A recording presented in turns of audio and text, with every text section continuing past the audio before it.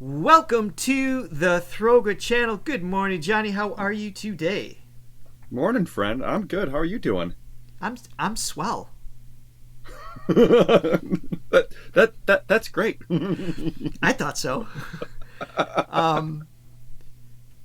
Should we hire someone to script the intro, just like the first 1 minute of dialogue to make it interesting? Some might say yes, but I feel like it would ruin it. You know what we should do? It would ruin it. Let's take a few of our best intros, throw it into AI, and then read that and see what it's actually. That sounds like that might be fun. Good morning, Richard. Ha ha ha.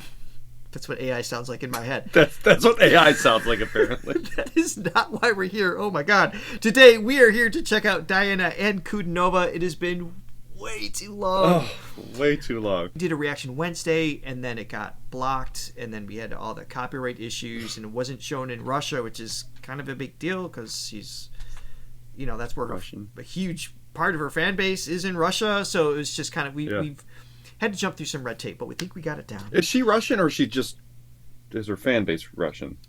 She's Russian. Diana Ankudinova. Fill in with some interesting music, Russian music specifically. Okay, you stumped me there. I don't really know. Play a traditional Russian song, Johnny. I don't know. Yeah, she's from Russia. Shame on us. So she's 21 now. She's so young, still so young. I didn't know she plays ukulele. I'm just looking at her Wikipedia page. Interesting. Vocals and piano. Okay. So yes, we're back doing Diana, one of the most interesting voices we've had on this channel. It's just so incredibly unique. And we're going to revisit the Kremlin Palace. We reacted to Dimash performing there recently. And this song is called Dernière danse. That sounds correct. Okay, all right. I was waiting for your approval. But before we dive in, yes, please hit like and subscribe and ring that bell so you can follow us for some reason. We love you guys.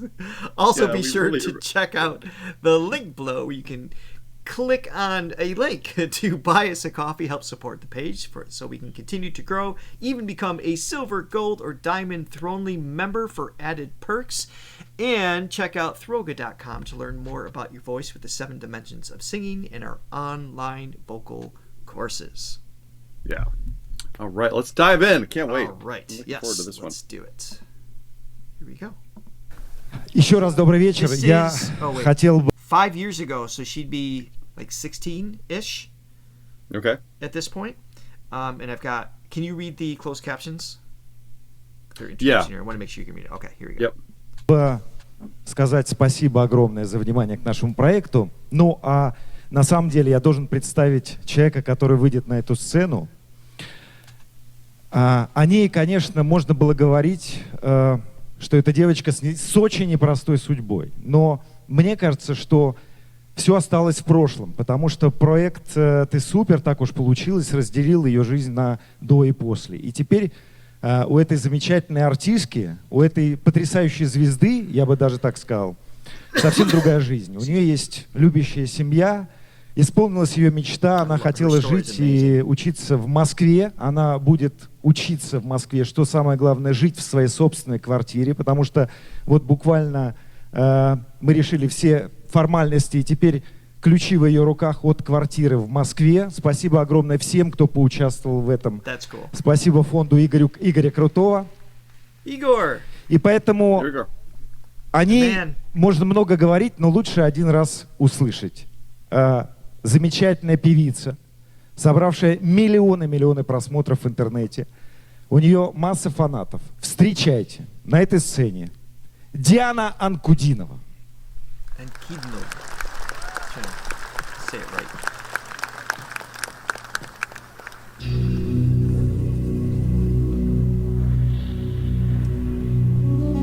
Nothing better than an ominous tone with her voice. Oh, it's just perfect. She is a vibe, like the kids say these days.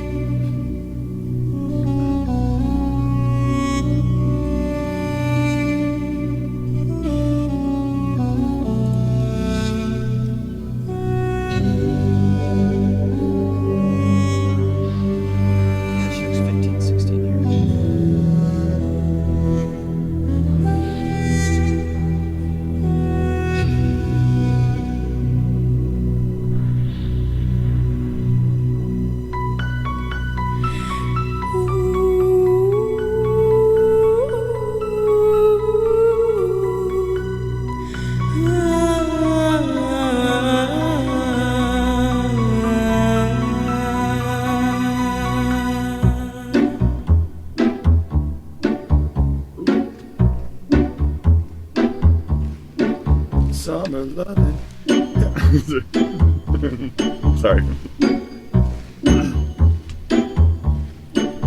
Ma douce France, pourquoi si jamais tu commençais? Je ne suis qu'un être sans importance.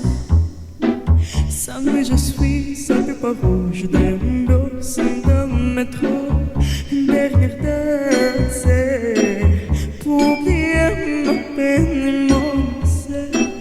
J'ai pas compris que tu commençais. Oh ma douce souffrance,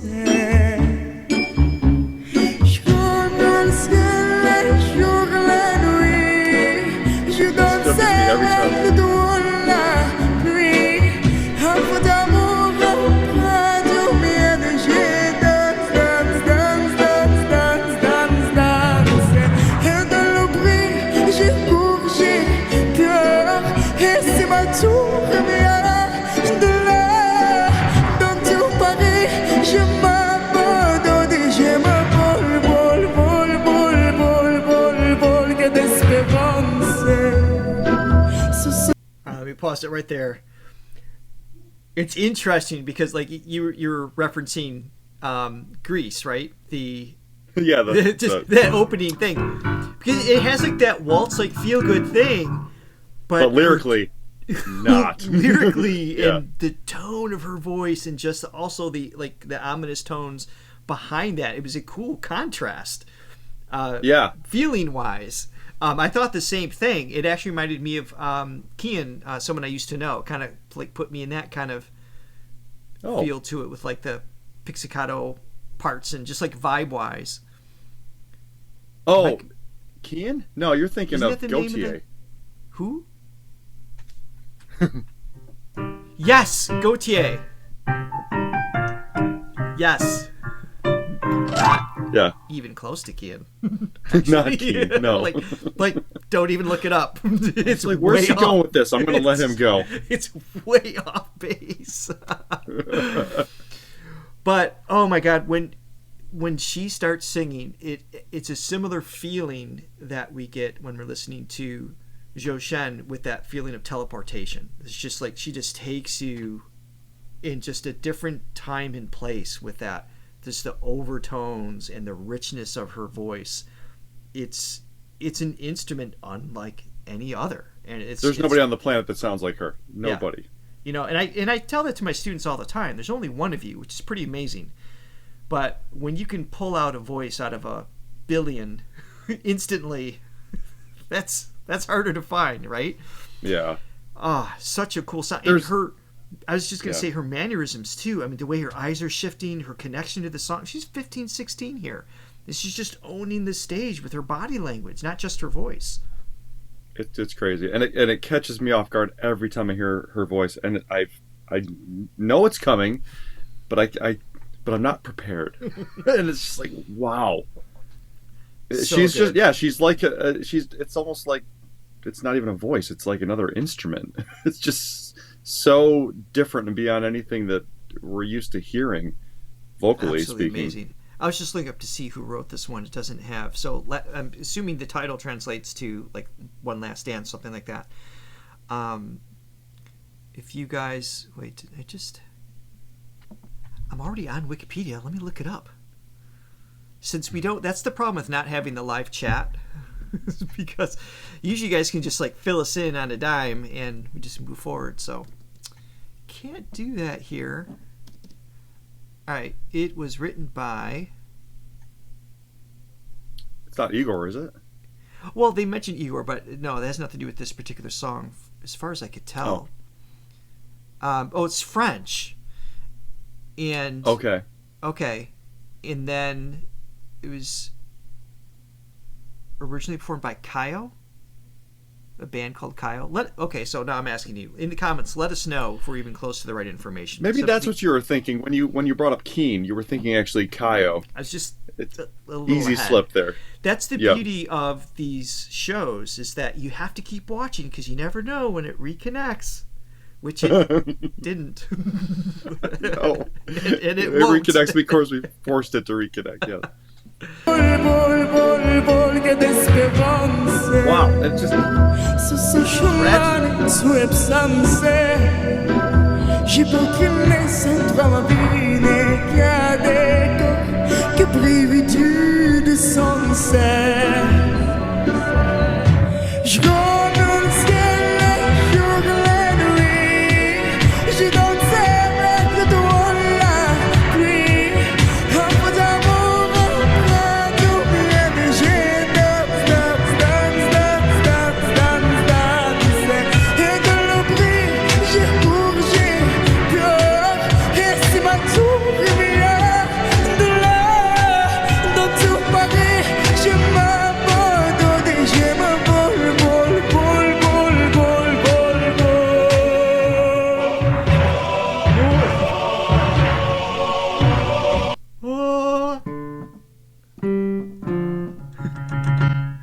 Well, just playing it without telling me doesn't help, Johnny. C sharp. Thank you. C sharp. I'm like plucking all over the place. It's here somewhere. Yeah. So that's a very comfortable range for most male voices. It's low for female, but even, like that's like right around the speaking voice for most men. But I can't make the tone sound nearly that interesting. The depth of it.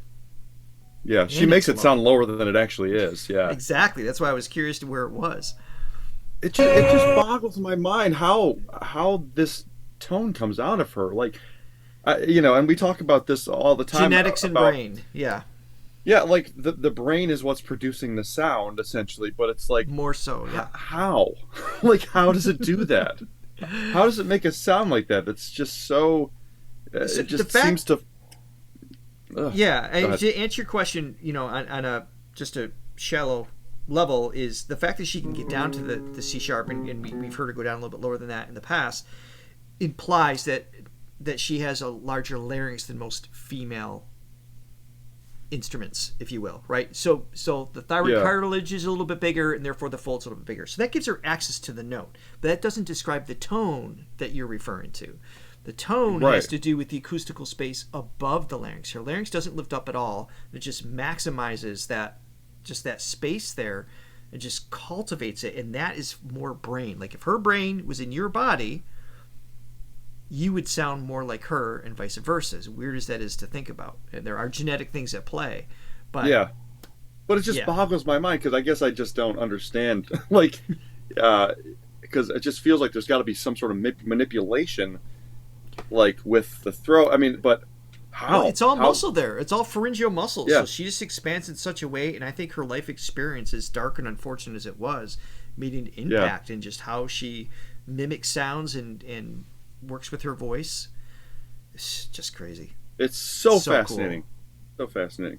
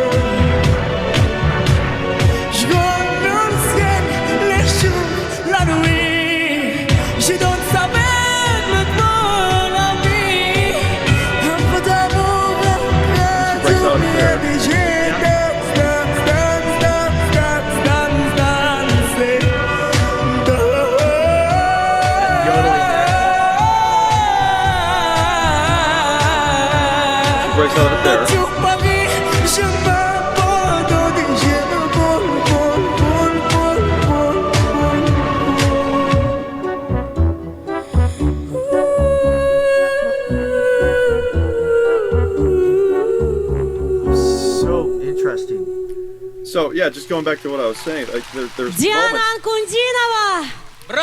Yes. Where she breaks out of that really low, deep tone. So it begs the question for me, when she does sing the low, deep tones, is that a choice, or is it, because we talk about, her life experience and that's just sort of what's been formed naturally. But when she can break out of it, seemingly at will, right? Like, But there's familiarity. Like I can seemingly manipulate my voice to sound like this at will as well. Which, by the way, is equally as interesting. Why I chose that sound, I can't tell you. It caught me off guard. So when we talk about like her life experience, it's like, you know, you mimic your surroundings, right? In terms of the accent that you have and how you, even how, to the point of how you breathe in some cases, but like the overtones, you mimic what's there. I have a slightly nasally voice. I was raised in Rochester, New York, so it's like half the time people are sick with from just having head colds. The other half of the year it's allergies, right? So we mimic certain frequencies that allow us to blend into that community. It's a survival tactic that we have. We mimic what we, you know, just how to speak, let alone sing. But when you have massive, you know, trauma experiences, we tend to tap into other muscular movements and responses when we interpret even just our regular surrounding. And so the muscles will dilate, and the mucosal membranes, everything in the throat, will reflect sound differently based on your emotional IQ, if you will, or extremes mixed in with your just basic mimicry of speaking languages and the music that you listen to and everything else. And of course there's a genetic factor at play as well that's still blended in there. But no, it's hard to wrap the brain around it because it's like we can't find the words to describe her sound. So that's why we're trying to, like, you know, look at it from a mechanical standpoint. But when she goes into lower notes, her larynx is sinking a little bit lower. And so when you have the larynx come down, it elongates the resonant chamber, and that creates some more overtones. So that's what you're hearing when she's down there. And when she's higher, up, octave and a half range, yes, she has a little bit more, it's not as rich low, so her larynx is probably more neutral, maybe it might be lifting up a little bit, absorbing some of that sound. So whether that's intentional or not, I don't know, but where she is now at 21, she has way more play and choices than she did at 15, 16, for sure. Which, by the way, when she breaks out of that low tone, it's she's got a beautiful voice as well. So it's not with her, it's not just simply the shock value of it, like, oh my gosh, what is this sound we're hearing? I mean, it grabs your like attention, obviously. Yeah, but she can do a whole plethora of things. And the yodeling, you know, those little vocal cries, things like that, just add these cool, like, it breaks up those frequencies that makes it just decorates the performance in really clever ways. She's great. So it's been too long. So if you guys in the comments would like to let us know what to check out next, also check out Kian while you're here. Yeah, please. They're a great band. They are. They're nothing like Diana, but not even close musically. But they're great. We should end this. Bye, everyone. Thank you for joining us. Have a great day. See ya.